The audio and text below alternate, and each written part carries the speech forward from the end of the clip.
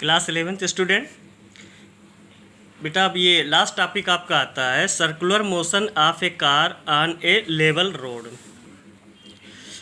Simply road है, कोई road है तो फिगर को पहले समझा दें।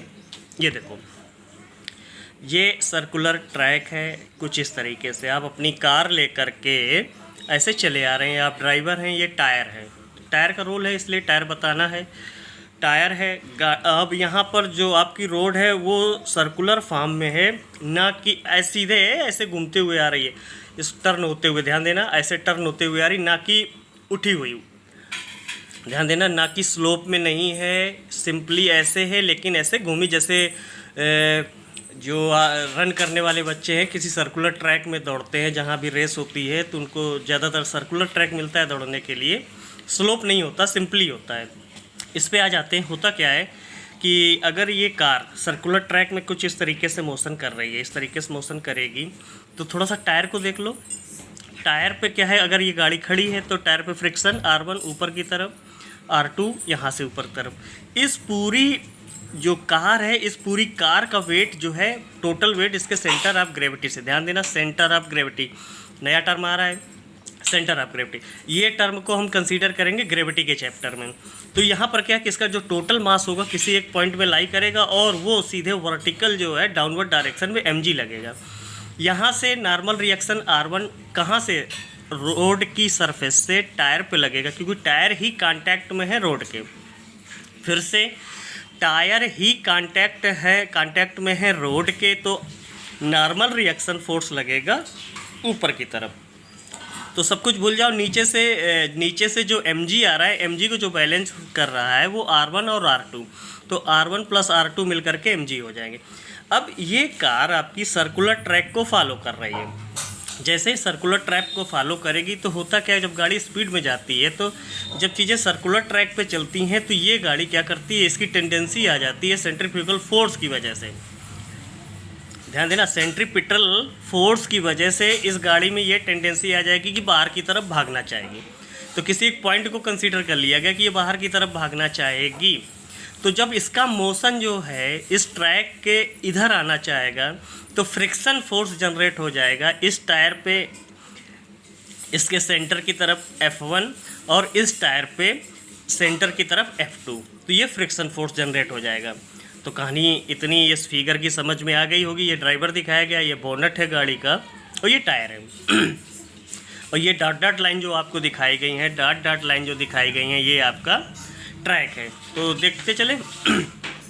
When a car negotiates a curve level road, the force of friction between the road and tire provides the centripetal force required to keep the car in motion around the curve. Consider a car of weight mg going around a circular level of road radius r with constant speed v. While taking turn, the tires of the car tend leave the road and go away from the center of the curve. The force of friction F1 and F2 act inward at the inner and the outer tires respectively.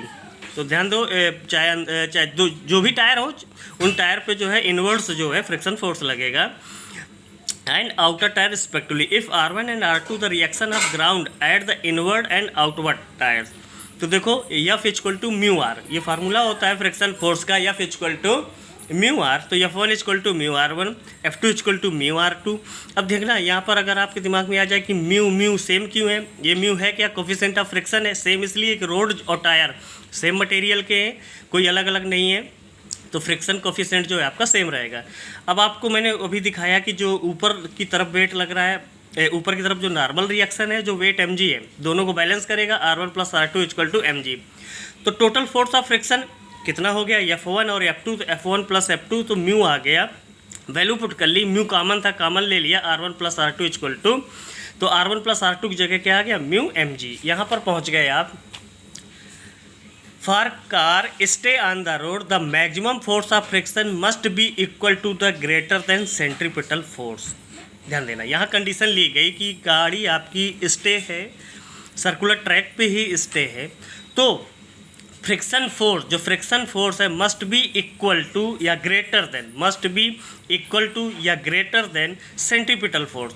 तो mu M G greater than M V square upon R, M M cancel हो गया, V square upon R G इसको change कर लिया तो mu आ गया, और V square less than mu R G, इसको जो है अगर हम रूट हटा देंगे तो इधर रूट चला जाएगा, म्यू आर जी आ जाएगा।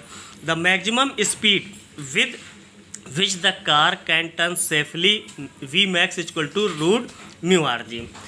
If the speed exceed V max, the car will skid and go up the road in a circle of radius greater than r. तो हमें स्पीड मैक्सिमम नहीं करनी है सर्कुलर ट्रेन पे। This is the because the maximum available friction is insufficient to provide the necessary centripetal force. तो ये problem generate हो जाएगी। Clearly the maximum safe speed V max depend on the radius R. फार्मूले पे देख रहे हैं, फार्मूले पे डिपेंड कर रहा है किस पे, रेडियस आर पे, of the curve path and the coefficient of friction mu between the road and tyre. तो ये कॉन्सेप्ट हुआ। कोई कन्फ्यूजन हो तो आप क्वेश्चन डालिए।